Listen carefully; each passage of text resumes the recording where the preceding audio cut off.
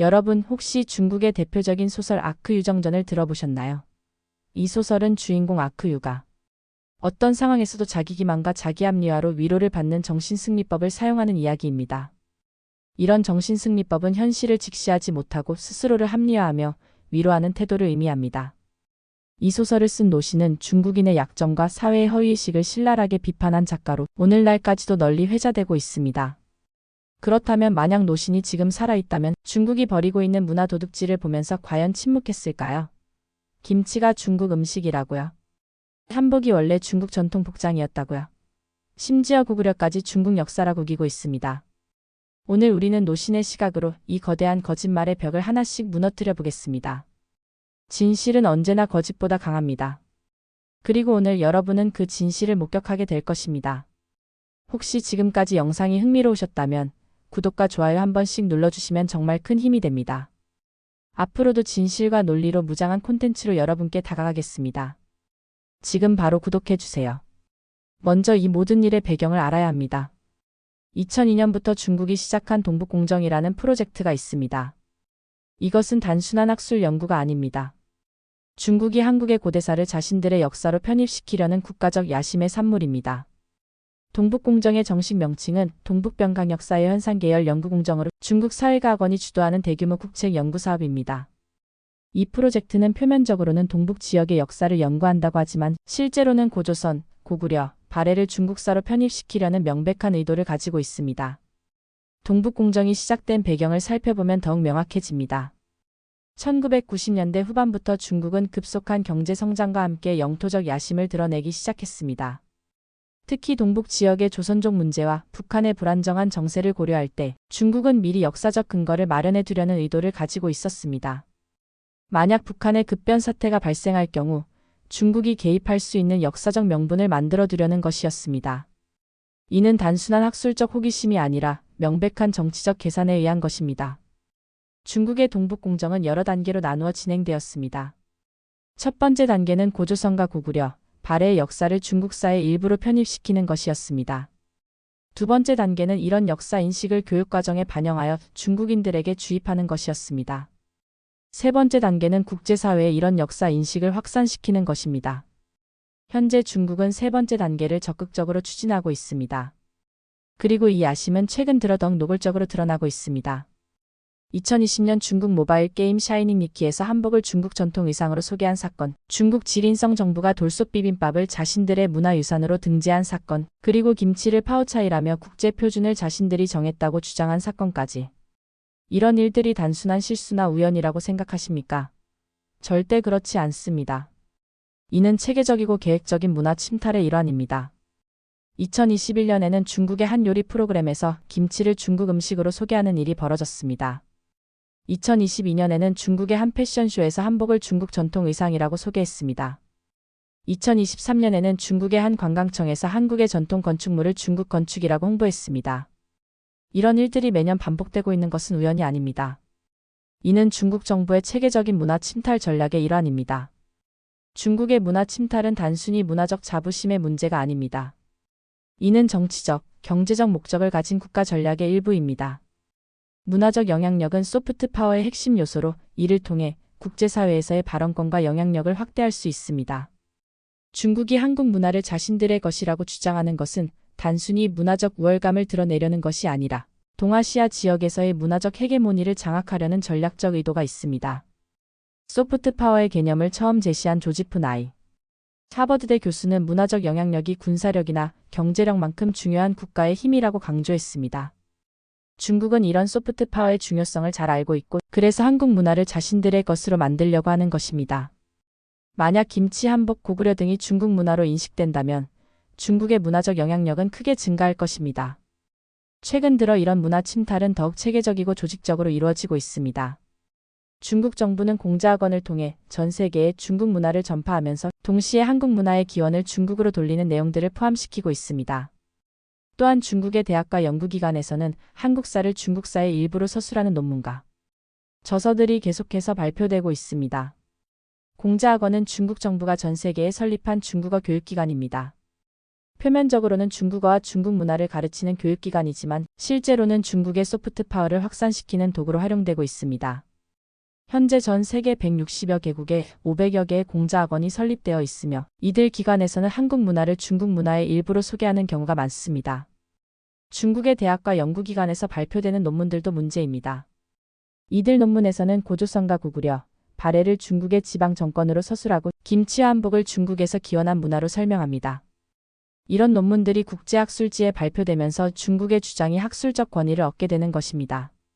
한국인들이 분노하는 것은 당연합니다. 하지만 분노만으로는 진실을 지킬 수 없습니다.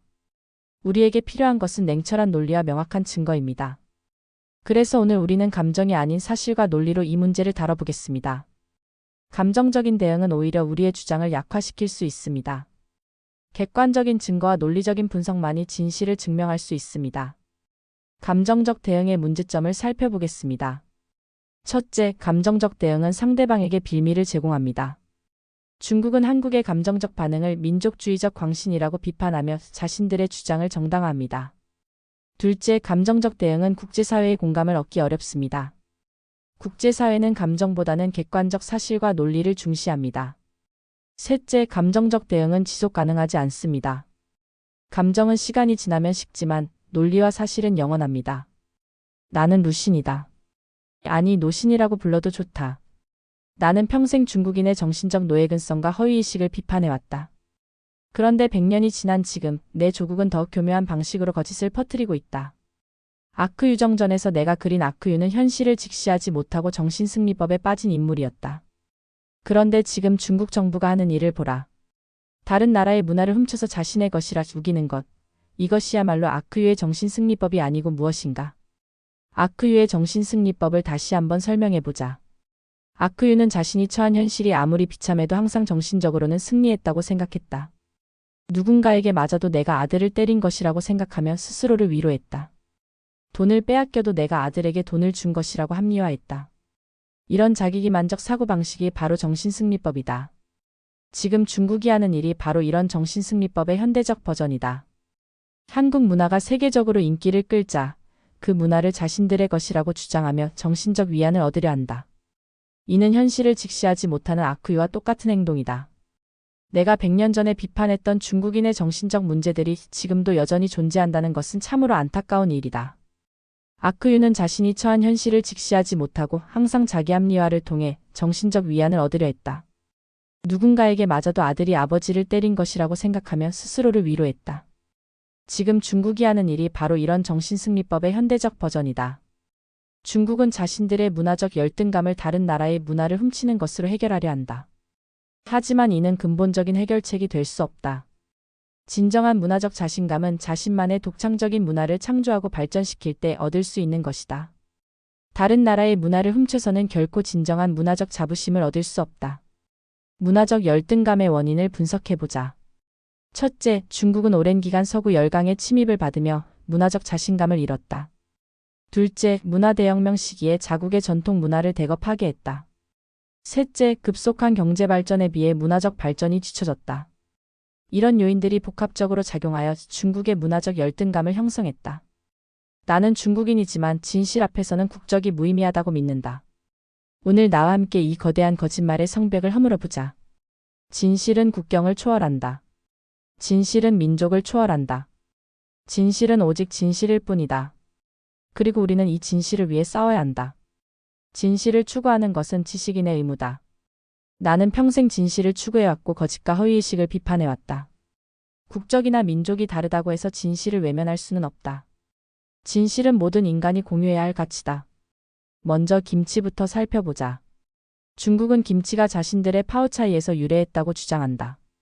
하지만 이는 언어학적으로도 역사학적으로도 완전히 틀린 주장이다. 김치의 역사는 삼국사기에 기록된 채소 절임 항아리부터 시작됩니다. 고구려 시대부터 한국인들은 발효 채소를 즐겨 먹었고 통일신라 시대에는 불교의 영향으로 채식 문화가 발달하면서 김치가 더욱 보편화되었습니다. 김치의 어원을 살펴보면 더욱 명확해집니다. 김치라는 단어는 침체에서 유래했습니다. 침체는 담그다라는 뜻의 침과 채소라는 뜻의 채가 합쳐진 말로 순수한 우리말입니다. 이 단어의 변화 과정을 살펴보면 침체, 딤체, 김체, 김치로 변화했습니다. 이는 한국어의 음성 변화 법칙에 따른 자연스러운 변화입니다. 한국어의 음성 변화 법칙을 더 자세히 설명해 보겠습니다. 중세 한국어에서 현대 한국어로 변화하는 과정에서 여러 음성 변화가 일어났습니다. 치읓 소리가 기역 소리로 변화하는 것은 이런 음성 변화의 한 예입니다. 침체에서 김치로의 변화는 이런 음성 변화 법칙을 완벽하게 따르고 있어 이 단어가 한국어 고유어임을 증명합니다. 반면 중국의 파오차이는 로스이는데 이는 물에 담그다라는 뜻에와 채소라는 뜻에가 합쳐진 말입니다. 언어학적으로 보면 두 단어는 완전히 다른 어원을 가지고 있습니다. 더 중요한 것은 이 두 단어가 가리키는 음식 자체가 다르다는 점입니다. 중국어의 어원을 분석해보면 이 단어는 명나라 시대에 처음 등장했습니다. 반면 한국의 침체는 고려 시대부터 사용되었습니다. 시간적으로 보면 한국의 침체가 중국에보다 훨씬 앞섭니다. 이는 김치가 파오차이에서 유래했다는 중국의 주장이 완전히 틀렸음을 보여줍니다. 김치의 역사적 기록을 더 자세히 살펴보겠습니다. 가장 오래된 기록은 중국의 시경에 나오는 절하는 채소 절임에 대한 언급입니다.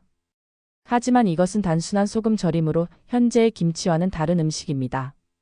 한국의 김치에 대한 최초의 명확한 기록은 고려시대 문헌에서 찾을 수 있습니다. 시경에 나오는 저에 대해 더 자세히 알아보겠습니다. 시경은 기원전 11세기부터 기원전 6세기까지의 시를 모은 중국 최고의 시집입니다. 여기에 나오는 저는 단순히 채소를 소금에 절인 것으로 발효 과정을 거치지 않는 절임 채소입니다. 이는 현재의 김치와는 완전히 다른 음식입니다. 13세기 문인 이규보는 이미 무김치에 대한 시를 남겼습니다. 물을 소금에 절인 것은 겨울 반찬의 시작부터 끝까지라고 했죠. 이는 김치가 단순한 절임이 아닌 한국만의 독특한 발효 문화였음을 보여줍니다. 더 나아가 조선시대 문헌인 상가요록에는 다양한 김치 제조법이 상세히 기록되어 있습니다. 이 책은 1459년에 편찬된 것으로 당시 이미 한국에서 김치 문화가 고도로 발달했음을 증명합니다. 이규보의 시를 더 자세히 분석해 보겠습니다. 이규보는 고려 후기의 대표적인 문인으로 그의 시에는 당시 한국인의 생활상이 생생하게 담겨 있습니다. 그가 무김치에 대해 쓴 시는 단순히 음식을 묘사한 것이 아니라 김치가 한국인의 일상생활에서 얼마나 중요한 위치를 차지했는지를 보여줍니다. 상가요록에 기록된 김치 제조법을 보면 현재의 김치와 매우 유사한 방법을 사용했음을 알 수 있습니다.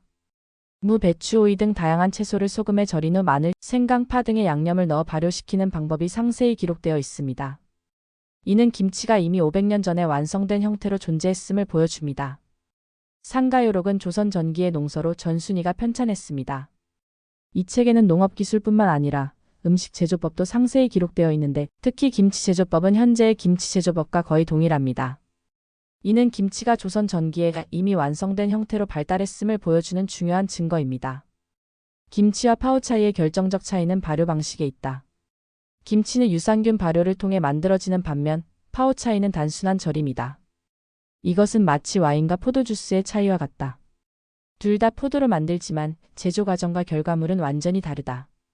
김치는 젖산 발효를 통해 특유의 신맛과 감칠맛을 만들어내는 반면 파오차이는 소금물에 담가 만드는 단순한 절임 채소입니다.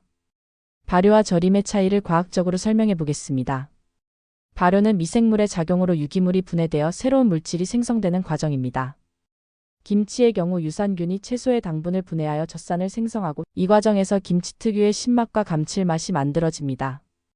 반면 절임은 단순히 소금의 삼투압 작용으로 채소의 수분을 제거하는 과정으로 새로운 물질의 생성은 일어나지 않습니다. 과학적으로 분석해보면 더욱 명확합니다. 김치에는 락토바실러스 등의 유익한 유산균이 풍부하게 들어 있습니다. 이 유산균들은 김치의 발효 과정에서 자연스럽게 생성되는 것으로 장 건강에 매우 유익합니다. 반면 파오차이에는 이런 유산균이 거의 없습니다. 이는 제조 방식의 근본적인 차이에서 비롯되는 것입니다. 김치에 들어있는 유산균의 종류와 효능을 더 자세히 알아보겠습니다. 김치에는 락토바실러스 플란타룸, 락토바실러스 브레비스, 류코노스톡 메센테로이데스 등 다양한 유산균이 들어 있습니다. 이들 유산균은 장내 유해균의 증식을 억제하고 면역력을 증강시키며 콜레스테롤 수치를 낮추는 등 다양한 건강 효과를 가지고 있습니다. 김치의 발효 과정은 매우 복잡하고 정교합니다. 초기에는 류코노스톡 메센테로이데스라는 유산균이 주도적 역할을 하고 지나면서 락토바실러스, 플란타룸 등 다른 유산균들이 발효를 이어받습니다. 이런 복잡한 발효 과정을 통해 김치만의 독특한 맛과 영양 성분이 만들어집니다. 김치 발효 과정의 단계별 변화를 살펴보겠습니다. 첫 번째 단계는 초기 발효 단계로 류코노스통 메센테로이데스가 주도합니다. 이 단계에서는 pH가 급격히 낮아지고 김치 특유의 신맛이 형성됩니다. 두 번째 단계는 중기 발효 단계로 락토바실러스 플란타룸이 주도합니다. 이 단계에서는 김치의 감칠맛이 형성됩니다. 세 번째 단계는 후기 발효 단계로 다양한 유산균들이 복합적으로 작용하여 김치의 깊은 맛을 만들어냅니다. 2003년 유엔 식품농업기구 FAO 산하 코덱스 위원회는 한국의 김치를 국제식품 표준으로 인정했습니다. 이것은 6년간의 한일 경쟁 끝에 이뤄진 결과로 김치가 단순한 절임 채소가 아닌 독특한 발효식품임을 국제적으로 인정받은 것입니다. 당시 일본도 자신들의 기무치를 국제 표준으로 등록하려 했지만 결국 한국의 김치가 원조로 인정받았습니다. 코덱스 위원회의 김치 표준 인정 과정을 더 자세히 살펴보겠습니다. 1997년 한국이 김치의 국제 표준화를 신청했을 때 일본도 자신들의 기무치를 국제 표준으로 등록하려고 했습니다. 이에 따라 6년간의 치열한 경쟁이 벌어졌습니다. 한국은 김치의 역사적 기록, 제조법의 독창성, 영양학적 가치 등을 종합적으로 제시했고 결국 2003년 김치가 국제 표준으로 인정받았습니다.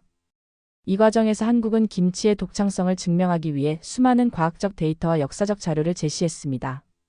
김치의 제조법, 영양성분, 발효 과정, 역사적 기록 등을 종합적으로 분석한 결과 김치가 한국 고유의 발효식품임이 국제적으로 인정받았습니다.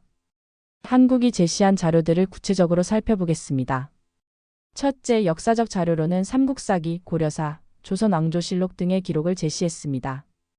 둘째, 과학적 자료로는 김치의 영양성분 분석, 유산균 분석, 발효 과정 분석 등을 제시했습니다. 셋째, 문화적 자료로는 김치와 관련된 민속, 풍습, 문학작품 등을 제시했습니다. 더욱 흥미로운 것은 김치의 영양학적 가치입니다. 김치는 비타민C, 비타민K, 엽산 등이 풍부하게 들어있으며 칼로리는 매우 낮습니다. 또한 캡사이신 성분으로 인해 신진대사를 촉진하고 항암 효과도 있다고 알려져 있습니다. 이런 영양학적 특성은 한국의 기후와 식문화에 맞게 오랜 시간에 걸쳐 발달한 것으로 단순히 중국의 파우차이를 모방한 것이라고 볼 수 없습니다. 김치의 영양 성분을 더 구체적으로 살펴보겠습니다. 김치 백지당 비타민C는 12mg, 비타민 K는 43, 엽산은 52 들어있습니다. 또한 칼슘, 철분, 마그네슘 등의 무기질도 풍부하게 들어있습니다. 특히 김치에 들어있는 캡사이신은 신진대사를 촉진하고 항산화 효과를 가지고 있어 건강에 매우 유익합니다. 김치의 세계화 과정도 주목할 만합니다. 1988년 서울올림픽을 계기로 김치가 세계에 알려지기 시작했고 2000년대 들어 한류와 함께 김치에 대한 관심이 폭발적으로 증가했습니다. 현재 김치는 전 세계 100여 개국에 수출되고 있으며 연간 수출액이 1억 달러를 넘어섰습니다. 이는 김치가 단순한 한국 음식을 넘어 세계적인 건강식품으로 인정받고 있음을 보여줍니다. 김치 수출 현황을 더 자세히 살펴보겠습니다. 2023년 기준으로 김치 수출액은 1억 4천만 달러를 기록했습니다. 주요 수출국은 일본, 미국, 중국, 대만, 홍콩 등입니다. 특히 미국과 유럽에서의 김치 인기가 급상승하고 있는데 이는 김치의 건강 효과가 알려지면서 건강식품으로 인식되고 있기 때문입니다. 김치의 다양성도 놀랍습니다. 배추김치, 무김치, 오이김치, 깍두기 등 수백 가지의 김치가 있으며 각 지역마다 고유한 김치 문화를 발달시켜 왔습니다. 이런 다양성은 김치가 단순한 음식이 아니라 한국 문화의 중요한 일부임을 보여줍니다.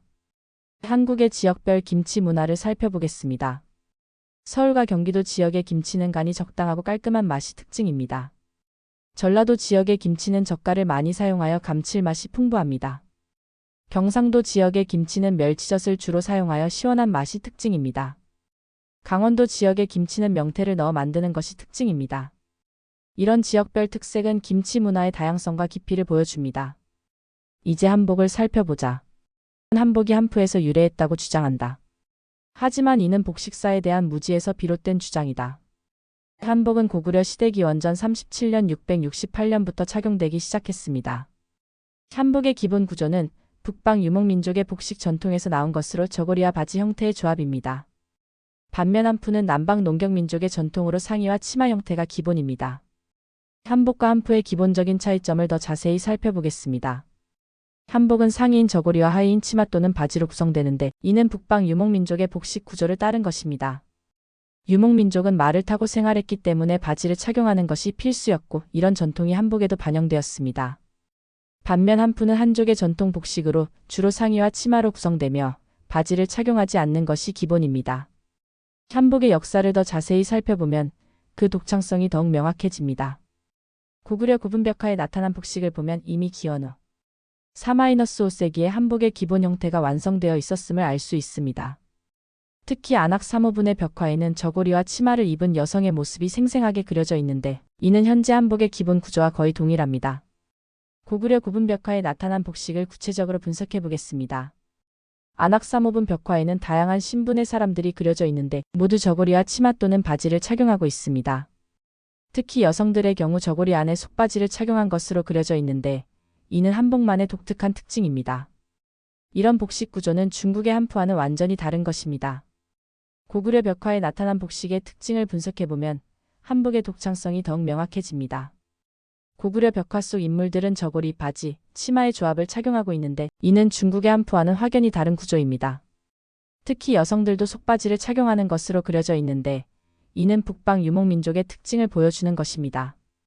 무용총 벽화에는 춤을 추는 여성의 모습이 그려져 있는데 이 여성은 저고리와 치마를 착용하고 있으며 치마 안에 속바지를 입고 있는 것으로 보입니다.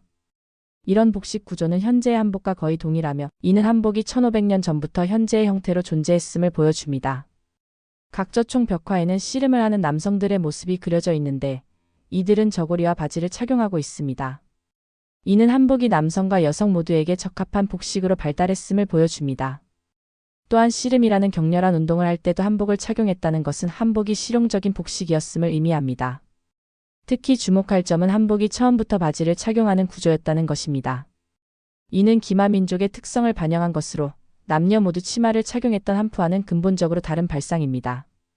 한복에서 여성도 속바지를 입는 것은 이런 북방 유목민족의 전통에서 비롯된 것입니다.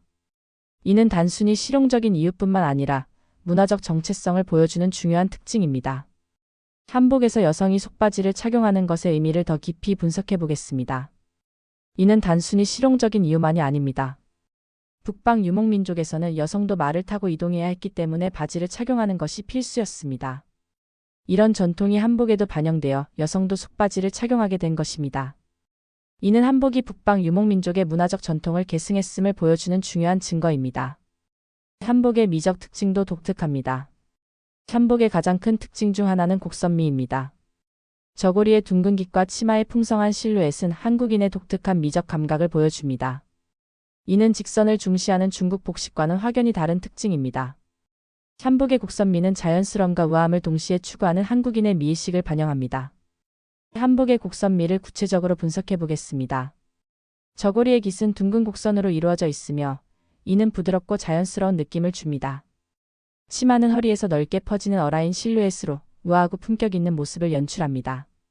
이런 곡선적 디자인은 한국인의 미적 감각을 잘 보여주는 것으로 중국 복식의 직선적 디자인과는 대조적입니다. 한복의 색채 조합도 매우 독창적입니다. 오방색을 기본으로 하면서도 은은하고 조화로운 색채 조합을 추구하는 것은 한국만의 특징입니다. 한복의 색채는 단순히 화려함을 추구하는 것이 아니라 자연의 색채를 모방하면서도 절제된 아름다움을 표현합니다. 이런 색채 감각은 한국의 자연환경과 문화적 배경에서 형성된 것입니다.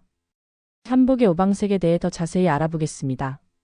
오방색은 동양의 전통적인 색채 체계로 청, 적, 황, 백, 흑의 5가지 색을 말합니다. 한복에서는 이 오방색을 기본으로 하되 너무 강렬하지 않게 조화롭게 사용합니다. 예를 들어 저고리는 연한 색으로, 치마는 진한 색으로 하여 대비를 이루면서도 조화를 이루도록 합니다. 한복의 계절별 변화도 흥미롭습니다. 한국의 사계절이 뚜렷한 기후에 맞춰 한복도 계절별로 다양하게 발달했습니다. 여름에는 얇은 못이나 삼배로 만든 한복을, 겨울에는 두꺼운 비단이나 무명으로 만든 한복을 입었습니다. 이런 계절별 변화는 한국의 기후와 문화에 맞게 발달한 것으로 다른 나라 복식의 단순한 모방이라고 볼 수 없습니다. 한복의 계절별 소재를 더 구체적으로 살펴보겠습니다. 봄에는 명추나 무명으로 만든 한복을 입었습니다. 여름에는 못이나 삼배로 만든 한복을 입어 시원함을 추구했습니다. 가을에는 명주나 비단으로 만든 한복을 입어 우아함을 표현했습니다. 겨울에는 솜을 넣은 두꺼운 한복이나 털로 만든 한복을 입어 따뜻함을 유지했습니다. 한복의 소재도 다양하게 발달했습니다. 비단, 모시, 삼백, 무명 등 다양한 소재를 사용했는데 각각의 소재는 계절과 용도에 따라 선택되었습니다.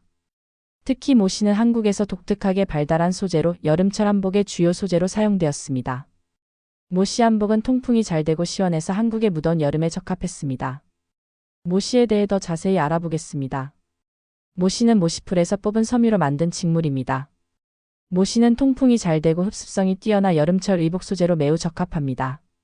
한국의 모씨는 특히 품질이 뛰어나기로 유명한데 이는 한국의 기와 토양이 모씨 재배에 적합하기 때문입니다. 한산 모씨, 안동포 등은 한국의 대표적인 모씨 직물입니다. 한복의 제작 기법도 매우 정교했습니다. 바느질 방법, 주름 잡는 법, 고름 매는 법 등 모든 과정에 세심한 기법이 적용되었습니다. 특히 치마의 주름을 잡는 방법은 한복만의 독특한 기법으로 이를 통해 한복 특유의 우아한 실루엣을 만들어냈습니다. 한복 제작 기법을 더 구체적으로 살펴보겠습니다. 저고리를 만들 때는 먼저 몸판을 재단하고 소매를 달고 깃을 달고 고름을 다는 순서로 진행됩니다. 각 과정에서 정교한 바느질 기법이 사용되며 특히 곡선 부분의 바느질은 매우 어려운 기술입니다. 치마를 만들 때는 허리 부분에 주름을 잡는 것이 가장 중요한데 이 주름의 개수와 간격에 따라 치마의 실루엣이 결정됩니다. 중국 드라마에서 한복을 착용한 장면들을 보면 그들이 한복의 본질을 전혀 이해하지 못하고 있음을 알 수 있다. 한복의 고름 리본 매는 법부터 치마의 실루엣까지 모든 것이 어색하다. 이것은 마치 서양인이 기모노를 입고 일본 전통을 연기하는 것과 같은 어색함이다. 고름을 매는 방법만 봐도 알 수 있습니다. 한복의 고름은 단순히 리본을 매는 것이 아니라 특별한 방법으로 매듭을 지어야 합니다. 중국 드라마에서 나타나는 한복 착용의 문제점을 구체적으로 분석해 보겠습니다. 첫째, 고름 매는 법이 틀렸습니다. 한복의 고름은 특정한 방법으로 매듭을 지어야 하는데 중국 드라마에서는 단순히 리본을 매듯이 매고 있습니다. 둘째, 치마의 실루엣이 부자연스럽습니다.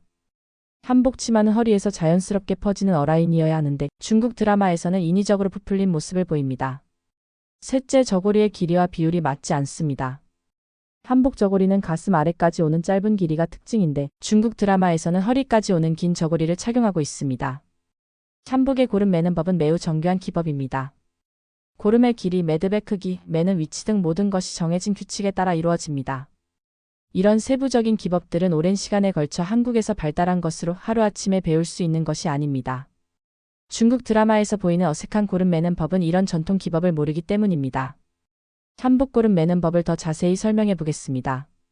먼저 오른쪽 고름을 왼쪽으로 넘겨 고리를 만듭니다. 그 다음 왼쪽 고름을 오른쪽으로 넘겨 고리에 통과시킵니다. 마지막으로 양쪽 고름을 당겨 매듭을 조입니다. 이때 매듭의 크기와 위치가 중요한데 너무 크거나 작으면 안 되고 가슴 중앙에 위치해야 합니다.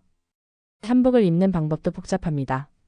속옷부터 겉옷까지 순서대로 입어야 하고 각 의복의 길이와 비율도 정해진 규칙이 있습니다. 특히 여성 한복의 경우 치마의 길이와 저고리의 길이 비율이 매우 중요합니다. 이런 비율이 맞지 않으면 한복 특유의 아름다움을 표현할 수 없습니다. 한복 착용 순서를 구체적으로 설명해 보겠습니다. 여성의 경우 먼저 속바지와 속치마를 입습니다. 그 다음 저고리를 입고 고름을 맵니다. 마지막으로 치마를 입고 치마끈을 맵니다. 남성의 경우 먼저 속바지를 입고 저고리를 입고 바지를 입고 조끼나 두루마기를 입습니다. 각 단계에서 정확한 착용법을 따라야 한복의 아름다움을 제대로 표현할 수 있습니다. 한복의 사회적 의미도 중요합니다. 한복은 단순한 옷이 아니라 한국인의 정체성과 가치관을 담고 있는 문화적 상징입니다. 조선시대에는 신분에 따라 한복의 색깔과 장식이 달랐고 이를 통해 사회적 질서를 유지했습니다. 또한 관혼상제 등 중요한 의례에서는 반드시 한복을 착용했는데 이는 한복이 단순한 의복을 넘어 문화적 의미를 가지고 있음을 보여줍니다. 조선시대 한복의 신분별 차이를 더 자세히 살펴보겠습니다. 왕과 앙비는 골룡포와 저기를 착용했습니다. 이는 용무늬가 새겨진 화려한 복식으로 왕권의 상징이었습니다. 양반들은 비단으로 만든 한복을 착용했으며 색깔도 다양했습니다. 평민들은 무명이나 삼배로 만든 한복을 착용했으며 색깔도 제한적이었습니다. 이런 신분별 차이는 한복이 단순한 의복이 아니라 사회적 지위를 나타내는 상징이었음을 보여줍니다. 한복의 상징적 의미는 매우 깊습니다.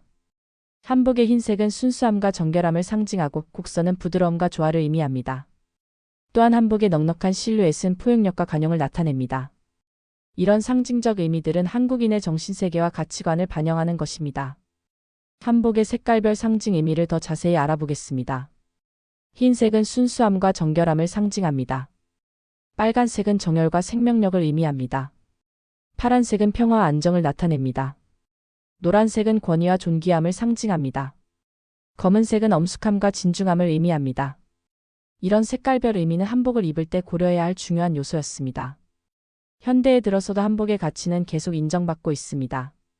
한복은 2001년 APEC 정상회의에서 각국 정상들이 착용하면서 세계적인 주목을 받았고, 최근에는 한복을 현대적으로 재해석한 생활한복이 젊은 세대 사이에서 인기를 끌고 있습니다. 이는 한복이 과거의 유물이 아니라 현재도 살아있는 문화임을 보여줍니다. 2001년 APEC 정상회의에서의 한복 착용은 한복의 세계화의 중요한 계기가 되었습니다. 당시 부산에서 열린 APEC 정상회의에서 각국 정상들이 한복을 착용한 모습은 전 세계에 방영되었고, 이를 통해 한복의 아름다움이 세계에 알려졌습니다. 특히 푸틴 러시아 대통령, 부시 미국 대통령 등이 한복을 착용한 모습은 큰 화제가 되었습니다. 생활한복의 등장은 한복의 현대적 적응을 보여주는 좋은 예입니다. 전통 한복의 아름다움을 유지하면서도 현대인의 생활에 맞게 개량된 생활한복은 젊은 세대들에게 큰 인기를 끌고 있습니다. 이는 한복이 단순히 박물관에 전시되는 유물이 아니라 현재도 발전하고 변화하는 살아있는 문화임을 보여줍니다. 생활한복의 특징을 더 자세히 살펴보겠습니다. 생활한복은 전통 한복의 기본 구조는 유지하되 활동성을 높이기 위해 일부를 개량한 것입니다. 예를 들어 저고리의 길이를 약간 늘리거나 치마의 폭을 줄여 걷기 편하게 만들었습니다. 또한 소재도 관리하기 쉬운 것으로 바꾸어 일상생활에서 입기 편하게 만들었습니다. 한복 전문가들은 한복과 중국 전통 복식이 서로 영향을 주고받았지만 그것이 일방적인 것이 아니었다고 강조합니다. 문화는 상호 교류를 통해 발전하는 것이지 한쪽이 다른 쪽을 완전히 흡수하는 것이 아닙니다. 실제로 고구려 시대에는 한국의 복식이 중국에 영향을 주기도 했습니다. 당나라 시대의 호복은 북방 민족의 복식에서 영향을 받은 것으로 여기에는 고구려 복식의 영향도 포함되어 있습니다. 문화 교류의 역사를 보면 한국과 중국 사이의 영향은 일방적이지 않았습니다. 중국이 한국에 영향을 준 것만큼 한국도 중국에 많은 영향을 주었습니다. 특히 고구려와 백제의 문화는 중국과 일본에 큰 영향을 미쳤습니다. 이런 상호 교류야말로 진정한 문화 발전의 모습입니다. 당나라 시대의 호복에 대해 더 자세히 알아보겠습니다. 호복은 오랑캐 옷이라는 뜻으로 중국인들이 북방 민족의 복식을 지칭하는 말이었습니다.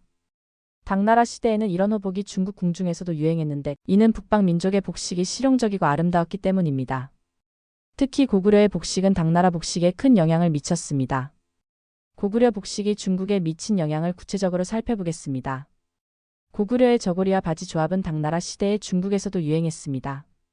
특히 당나라 여성들 사이에서는 고구려식 저고리가 인기를 끌었는데 이는 기존의 중국 복식보다 활동하기 편했기 때문입니다. 또한 고구려의 색채 조합과 문양도 당나라 복식에 영향을 미쳤습니다. 이제 가장 큰 거짓말을 다뤄보자. 중국은 고조선과 고구려, 발해가 자신들의 지방 정권이었다고 주장한다. 하지만 이는 중국 자신의 역사서로도 반박할 수 있는 주장이다. 고조선은 기원전 2333년 단군에 의해 건국되었다고 전해집니다. 비록 신화적 요소가 있지만 기원전 4세기경 고조선이 강력한 연맹체 국가로 발전했다는 것은 중국의 사기에도 기록되어 있습니다. 고조선의 실체를 더 자세히 살펴보겠습니다. 고조선은 단순한 부족 연맹이 아니라 체계적인 국가 조직을 갖춘 고대 국가였습니다. 중국의 사기에 따르면 고조선은 왕이 있었고 신하들이 있었으며 법률 체계도 갖추고 있었습니다. 특히 팔조법이라고 불리는 법률이 있었는데 이는 고조선이 단순한 부족 사회가 아니라 법치국가였음을 보여줍니다. 팔조법의 내용을 살펴보면 고조선의 사회체계를 엿볼 수 있습니다. 현재 전해지는 것은 3개 조항뿐이지만 이를 통해서도 고조선이 체계적인 법률 체계를 갖춘 국가였음을 알 수 있습니다. 사람을 죽인 자는 즉시 죽인다. 남에게 상처를 입힌 자는 곡식으로 배상한다. 남의 물건을 훔친 자는 그 집의 노예가 되되 자숙하고자 하면 50만 전을 내야 한다는 내용입니다. 팔조법의 진보성을 더 자세히 분석해 보겠습니다. 첫째, 생명권을 보호하는 조항이 있었습니다. 사람을 죽인 자는 즉시 죽인다는 것은 생명의 소중함을 강조한 것입니다. 둘째, 신체의 안전을 보호하는 조항이 있었습니다. 남에게 상처를 입힌 자는 배상해야 한다는 것은 개인의 신체적 안전을 중시한 것입니다. 셋째, 재산권을 보호하는 조항이 있었습니다. 도둑질에 대한 처벌 규정은 사유재산을 인정하고 보호한 것입니다. 이런 법률은 당시로서는 매우 진보적인 것이었습니다. 특히 재산권을 보호하고 배상 제도를 두는 것은 고도로 발달한 사회에서나 가능한 일이었습니다. 이는 고조선이 단순한 부족 사회가 아니라 복잡한 사회 구조를 가진 국가였음을 보여줍니다. 고조선의 8조법을 당시 다른 국가의 법률과 비교해 보겠습니다. 같은 시기 중국의 법률은 주로 형벌 위주였는데 고조선의 8조법은 배상과 복구를 중시했습니다. 이는 고조선이 보다 인도적이고 합리적인 법률 체계를 가지고 있었음을 의미합니다. 또한 자속제도 즉 돈을 내고 노예 신분에서 벗어날 수 있는 제도는 당시로서는 매우 진보적인 것이었습니다. 특히 주목할 점은 고조선이 중국의 연나라와 대등하게 전쟁을 벌였다는 기록입니다. 기원전 300년경 연나라와의 전쟁에서 고조선이 이천리약 800km의 영토를 잃었지만 여전히 독립국가로 존재했다는 것은 고조선이 중국의 속국이 아니었음을 보여줍니다. 만약 고조선이 중국의 지방 정권이었다면 연나라와 전쟁을 벌일 이유도 없었을 것이고 전쟁에서 패배했다면 완전히 멸망했을 것입니다. 연나라와 고조선의 전쟁을 더 자세히 분석해 보겠습니다. 이 전쟁은 기원전 300년경에 벌어졌는데 연나라의 장군 징계가 고조선을 공격했습니다. 이 전쟁에서 고조선은 상당한 영토를 잃었지만 완전히 멸망하지는 않았습니다. 오히려 고조선은 평양으로 수도를 옮기고 계속해서 독립국가로 존재했습니다. 이는 고조선이 연나라와 대등한 독립국가였음을 보여주는 결정적 증거입니다. 연나라와 고조선의 전쟁은 당시 동아시아의 국제 정세를 보여주는 중요한 사건입니다. 이 전쟁은 단순한 지방 반란이 아니라 두 독립국가 간의 전쟁이었습니다. 연나라가 고조선을 공격한 이유는 고조선이 연나라에게 위협적인 존재였기 때문입니다. 만약 고조선이 중국의 속국이었다면 이런 대규모 전쟁이 벌어질 이유가 없었을 것입니다. 고조선의 영토 범위도 상당했습니다. 최대 전성기에는 현재의 북한전 지역과 중국, 동북 지역의 상당 부분, 그리고 남한의 일부까지 포함하는 광대한 영토를 차지했습니다. 이는 당시 동아시아에서 가장 큰 국가 중 하나였음을 의미합니다. 이런 규모의 국가가 단순한 중국의 지방 정권이었다고 보는 것은 상식적으로 맞지 않습니다. 고조선의 영토 범위를 구체적으로 살펴보겠습니다. 고조선의 영토는 서쪽으로는 유화, 동쪽으로는 압록강, 남쪽으로는 대동강, 북쪽으로는 송화강까지였습니다. 이는 현재의 중국 동북 삼성과 한반도 북부를 포함하는 광대한 지역입니다. 이런 규모의 영토를 가진 국가가 단순한 지방 정권이었다고 보는 것은 불가능합니다. 고조선의 문화적 독창성도 주목할 만합니다. 고조선은 독자적인 청동기 문화를 발달시켰고 특히 비파형 동검과 고인돌 등은 고조선만의 독특한 문화유산입니다. 이런 문화적 특징들은 고조선이 중국과는 다른 독자적인 문화를 가진 국가였음을 보여줍니다. 비파형 동검에 대해 더 자세히 알아보겠습니다. 비파형 동검은 고조선 시대의 대표적인 청동기로 그 모양이 비파를 닮았다고 해서 붙여진 이름입니다. 이 동검은 중국의 동검과는 완전히 다른 형태로 고조선만의 독특한 기술로 만들어진 것입니다. 비파형 동검의 제작 기술은 매우 정교했으며 이는 고조선의 청동기 기술이 상당한 수준에 달했음을 보여줍니다. 고인돌도 고조선의 독특한 문화유산입니다.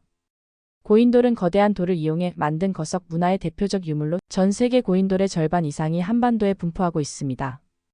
이는 고조선 시대에 독특한 거석 문화가 발달했음을 보여주는 것으로 중국과는 다른 독자적인 문화를 가지고 있었음을 증명합니다. 고구려는 더욱 명확하다. 313년 고구려가 중국의 마지막 9년인 낙랑군을 정복했다. 이것은 400년간 지속된 중국의 한반도 북부 지배가 끝났음을 의미한다. 만약 고구려가 중국의 지방 정권이었다면 어떻게 중국의 9년을 정복할 수 있었겠는가? 이는 논리적으로 말이 되지 않습니다. 낙랑군 정복의 의미를 더 자세히 분석해 보겠습니다. 낙랑군은 기원전 108년 한나라가 설치한 9년으로 400년 동안 중국이 한반도 북부를 지배하는 거점이었습니다.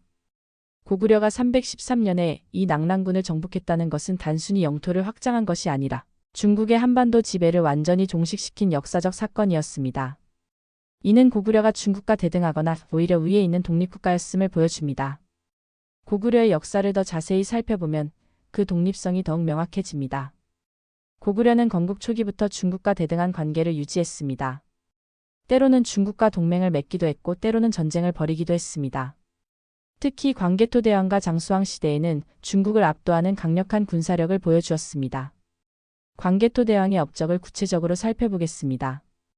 광개토 대왕 제39만 1413은 고구려 역사상 가장 위대한 왕 중 한 명으로 그의 제2기간 동안 고구려는 동아시아의 패권국으로 성장했습니다. 광개토 대왕은 백제, 신라, 외를 정벌했을 뿐만 아니라 중국 본토 깊숙이까지 진출했습니다. 이런 광범위한 정복 활동은 독립된 강대국만이 할 수 있는 일이었습니다. 광개토대 왕릉비에 기록된 내용을 보면 고구려가 얼마나 강력한 국가였는지 알 수 있습니다. 이 비석에는 고구려가 백제, 신라, 외를 정벌했다는 기록이 있는데 이는 고구려가 동아시아의 패권 국가였음을 보여줍니다. 중국의 지방 정권이 이런 광범위한 정벌 활동을 할 수 있었겠습니까? 광개토대 왕릉비의 내용을 더 자세히 분석해 보겠습니다. 이 비석에는 광개토대왕의 정복 활동이 상세히 기록되어 있는데 그 규모가 실로 놀랍습니다. 비석에 따르면 광개토대왕은 64개의 성과 1400개의 촌을 정복했다고 되어 있습니다. 이는 당시 동아시아 전체를 아우르는 광대한 지역에 해당합니다. 광개토대왕의 정복 활동은 당시 동아시아 전체에 큰 영향을 미쳤습니다. 고구려는 만주 전역과 한반도 대부분을 장악했고 심지어 중국 본토 깊숙이까지 진출했습니다. 이런 규모의 정복 활동은 독립된 강대국만이 할 수 있는 일이었습니다. 만약 고구려가 중국의 지방 정권이었다면 이런 광범위한 정복 활동이 가능했겠습니까? 장수왕의 업적도 주목할 만합니다. 장수왕제의 41만 3491은 광개토대왕의 뒤를 이어 고구려를 더욱 강대한 국가로 만들었습니다. 장수왕은 평양으로 수도를 옮기고 백제와 신라를 압박하여 한반도 남부까지 영향력을 확대했습니다. 또한 중국과도 대등한 외교 관계를 유지하며 고구려의 독립성을 확고히 했습니다. 고구려의 문화적 독창성도 주목할 만합니다. 고구려 고분벽화는 세계적으로 인정받는 문화유산으로 2004년 유네스코 세계문화유산으로 등재되었습니다. 이 벽화들은 고구려만의 독특한 예술 세계를 보여주는 것으로 중국 문화의 단순한 모방이 아닌 독창적인 문화를 창조했음을 증명합니다. 고구려 벽화의 특징을 분석해보면 그 독창성이 더욱 명확해집니다. 고구려 벽화는 역동적이고 생동감 넘치는 표현이 특징입니다. 특히 무용총의 수렵도나 각저총의 씨름 장면 등은 고구려인의 활달하고 진취적인 기상을 보여줍니다. 이런 표현 방식은 중국의 정적이고 격식적인 회화와는 확연히 다른 특징입니다. 무용총 벽화를 더 자세히 분석해 보겠습니다. 무용총은 5세기경에 만들어진 고구려 구분으로 그 벽화는 고구려 회화의 절정을 보여줍니다. 특히 수렵도는 말을 탄 사냥꾼들이 사슴을 쫓는 모습을 역동적으로 그린 것으로 고구려인의 기마민족적 특성을 잘 보여줍니다. 이런 역동적 표현은 중국 회화에서는 찾아보기 어려운 고구려만의 독특한 특징입니다. 각저총 벽화의 씨름 장면도 흥미롭습니다. 이 벽화에는 2명의 남성이 씨름을 하는 모습이 생생하게 그려져 있는데 근육의 움직임과 힘의 역동성이 매우 사실적으로 표현되어 있습니다. 이는 고구려인들이 체육 활동을 중시했음을 보여주는 동시에 고구려 회화의 뛰어난 사실적 표현력을 증명합니다. 고구려의 건축 기술도 뛰어났습니다. 고구려의 성곽 건축 기술은 당시 동아시아 최고 수준이었고 특히 돌을 정교하게 다듬어 쌓는 기술은 고구려만의 독특한 것이었습니다. 이런 기술은 후에 백제와 신라에도 전해져 한국 건축사에 큰 영향을 미쳤습니다. 고구려의 성곽 건축 기술을 구체적으로 살펴보겠습니다. 고구려는 산성과 평지성을 적절히 조합한 독특한 성곽 체계를 발달시켰습니다. 특히 돌을 정교하게 다듬어 쌓는 기술은 매우 뛰어났는데 이는 중국의 성곽 건축과는 다른 고구려만의 독특한 기법이었습니다. 이런 기술로 만들어진 고구려의 성곽은 매우 견고했으며 오늘날까지도 그 흔적을 찾아볼 수 있습니다.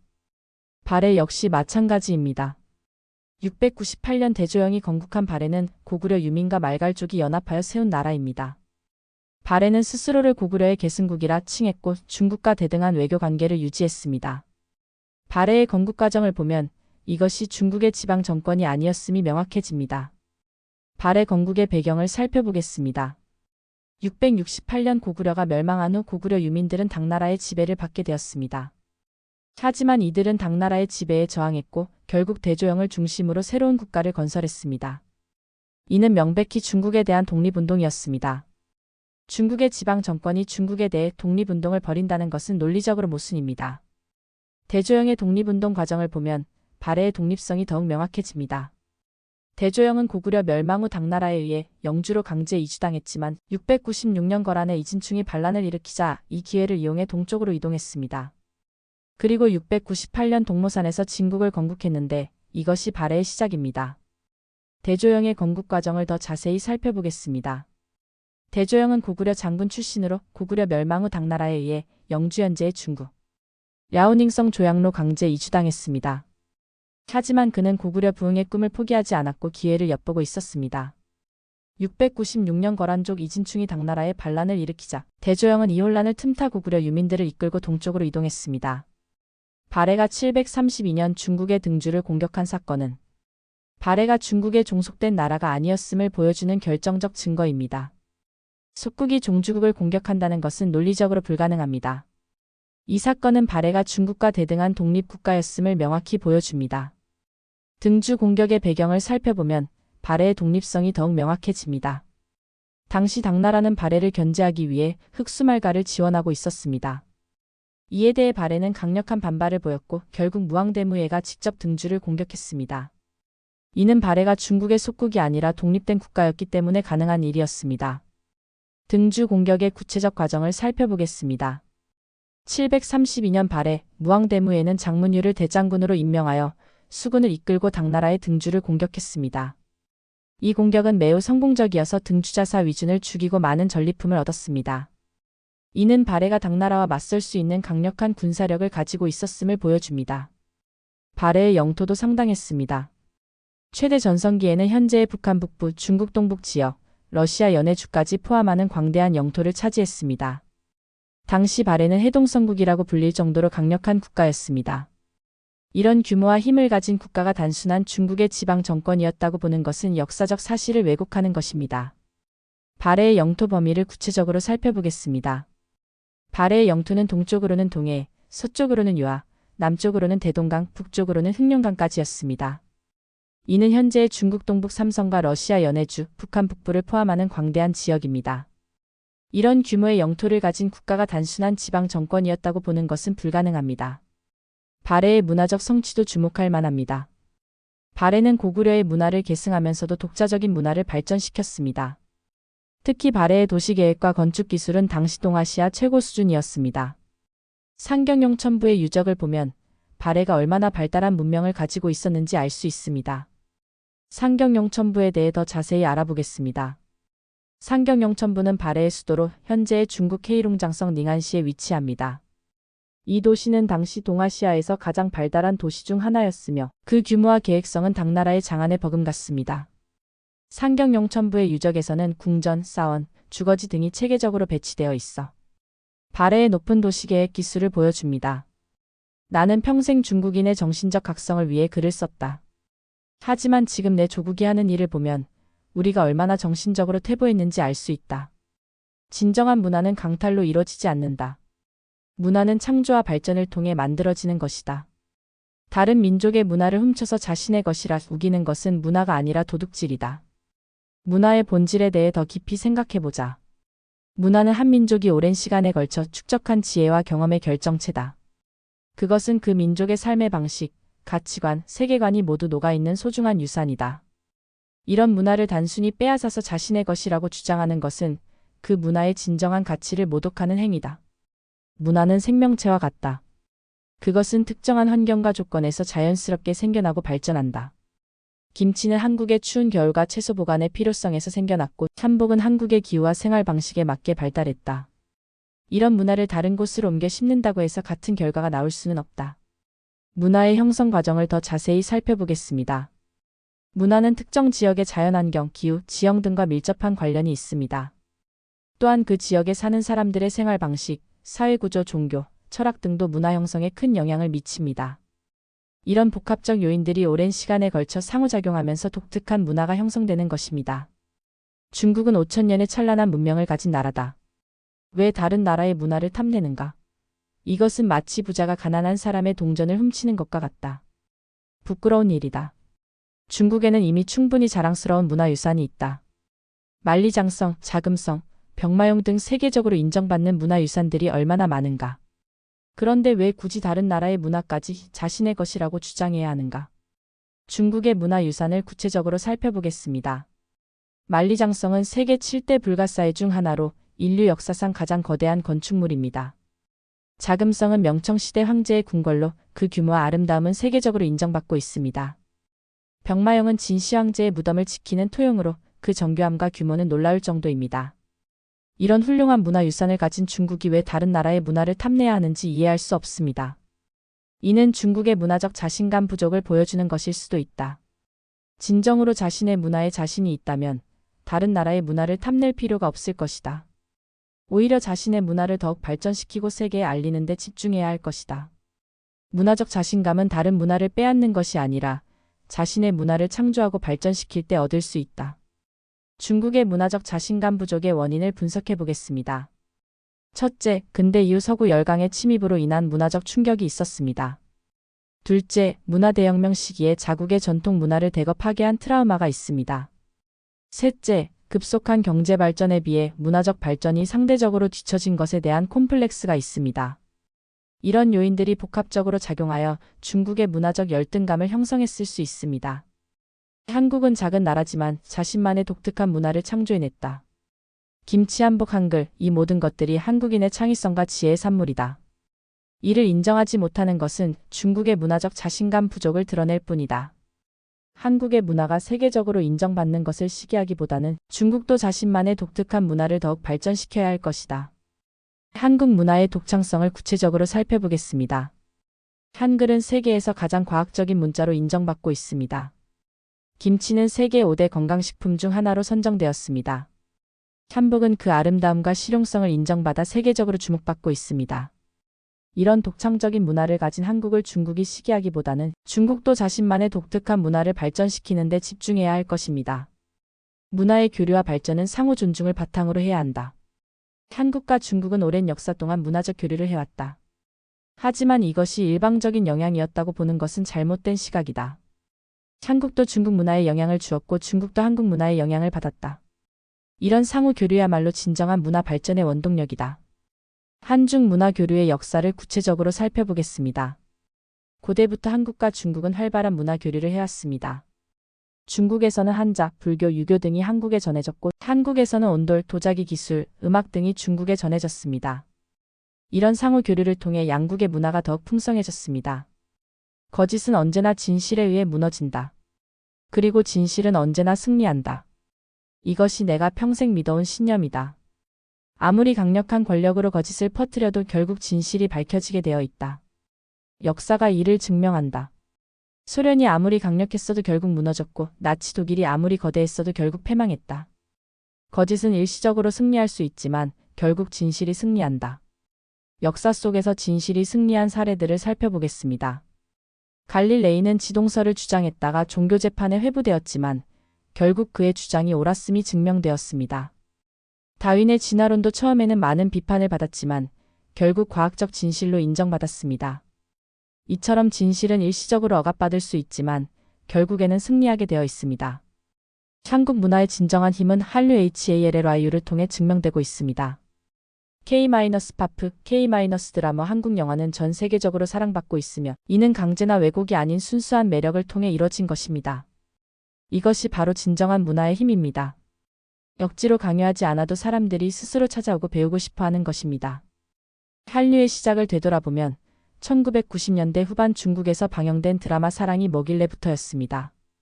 이 드라마는 중국에서 큰 인기를 끌었고 이후 한국 드라마에 대한 관심이 급속히 확산되었습니다.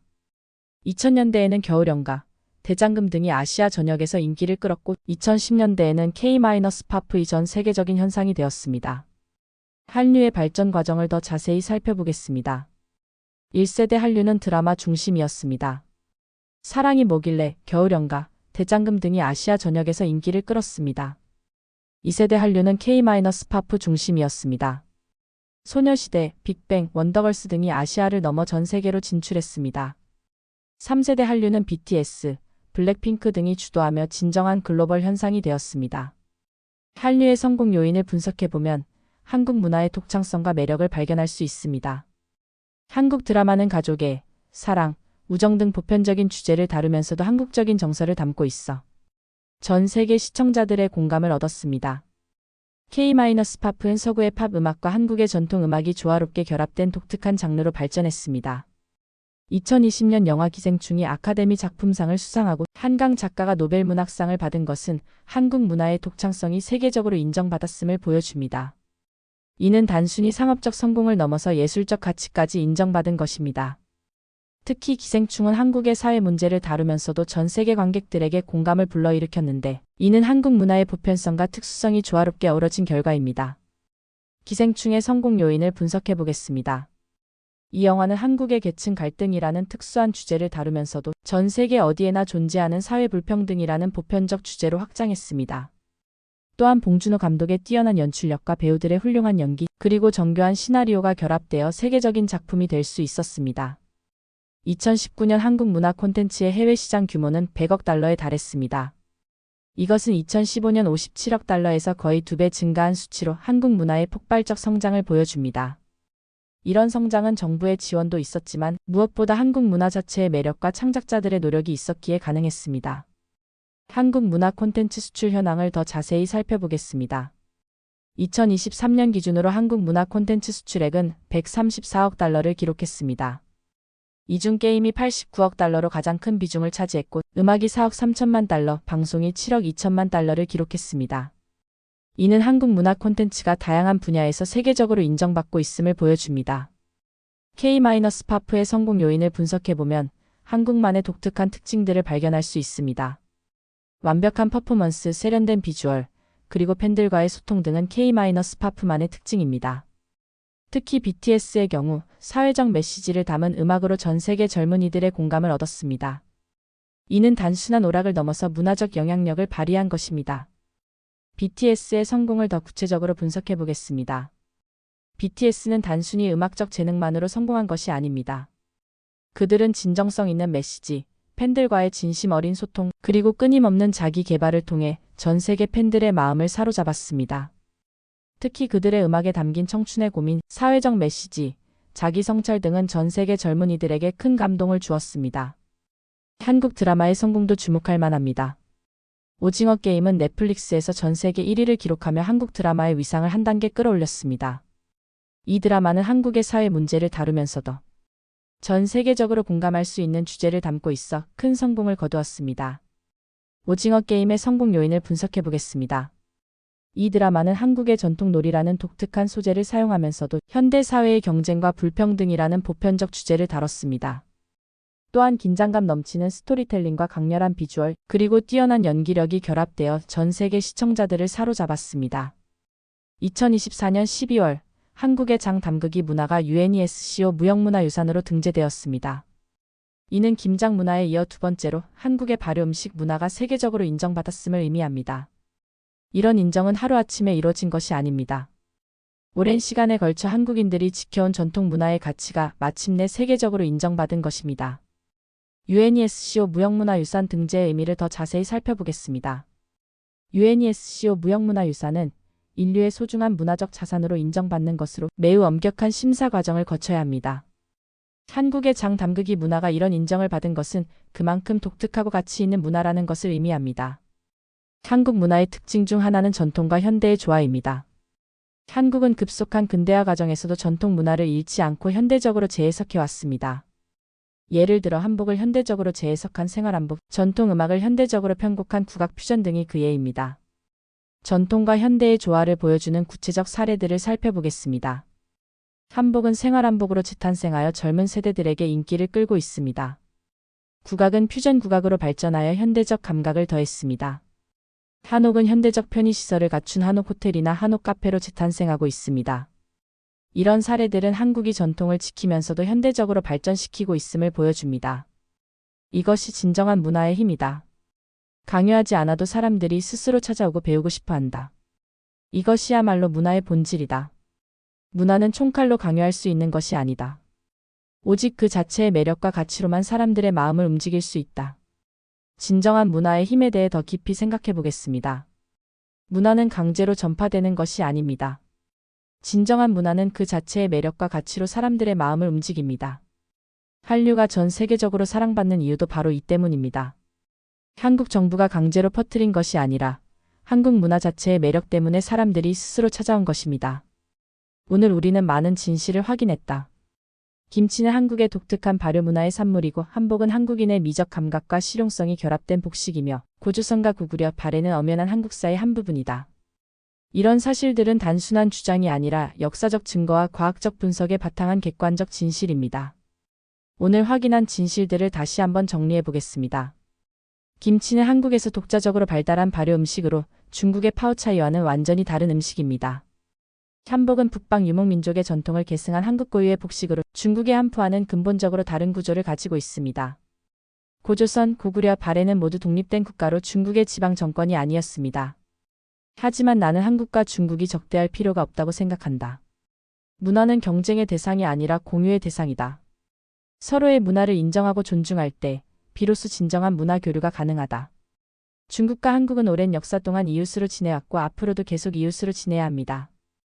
그렇다면 서로의 문화를 존중하고 인정하는 것이 양국 모두에게 도움이 될 것입니다. 한중 관계의 미래에 대해 생각해 보겠습니다. 한국과 중국은 지리적으로 가까운 이웃나라로 앞으로도 계속 함께 살아가야 할 운명입니다. 그렇다면 서로를 적대시하기보다는 상호 이해와 존중을 바탕으로 협력하는 것이 바람직합니다. 특히 문화 분야에서는 서로의 독창성을 인정하고 존중하는 것이 중요합니다. 문화는 강탈로 얻어지는 것이 아닙니다. 문화는 창조되고 발전되고 공유되는 것입니다. 한국의 김치 한복 역사는 한국인들이 수천 년간 만들어온 소중한 유산입니다. 외국의 벽을 넘는 것은 작은 진실 하나에서 시작됩니다. 오늘 여러분이 본 이 진실들이 더 큰 이해와 존중의 출발점이 되기를 바랍니다. 문화 보존과 발전의 중요성에 대해 생각해 보겠습니다. 문화는 한 민족의 정체성을 나타내는 중요한 요소입니다. 그렇기 때문에 우리는 우리의 문화를 소중히 여기고 보존해야 합니다. 동시에 문화는 고정된 것이 아니라 계속 발전하는 것이므로 전통을 지키면서도 현대적으로 발전시켜야 합니다. 진실은 언제나 거짓보다 강하다. 그리고 진정한 문화는 시간이 지날수록 더욱 빛을 발한다. 이것이 내가 오늘 여러분에게 전하고 싶은 마지막 메시지다. 문화는 싸워서 지키는 것이 아니라 진실로 증명되는 것입니다. 그리고 오늘 우리는 그 진실을 함께 확인했습니다. 진실의 힘에 대해 마지막으로 강조하고 싶습니다. 진실은 일시적으로 가려질 수 있지만 결국에는 드러나게 되어 있습니다. 거짓은 아무리 그럴듯해 보여도 결국 무너지게 되어 있습니다. 우리가 해야 할 일은 진실을 지키고 전파하는 것입니다. 혹시 영상이 도움이 되셨다면 구독과 좋아요, 그리고 알림 설정까지 잊지 말아주세요. 앞으로도 진실과 논리로 무장한 콘텐츠로 여러분께 찾아뵙겠습니다. 여러분의 구독과 좋아요가 이런 진실을 더 많은 사람들에게 전하는 데 큰 힘이 됩니다. 오늘도 진실을 지키는 여러분 모두에게 감사의 인사를 전합니다. 앞으로도 더 좋은 콘텐츠로 찾아뵙겠습니다. 감사합니다.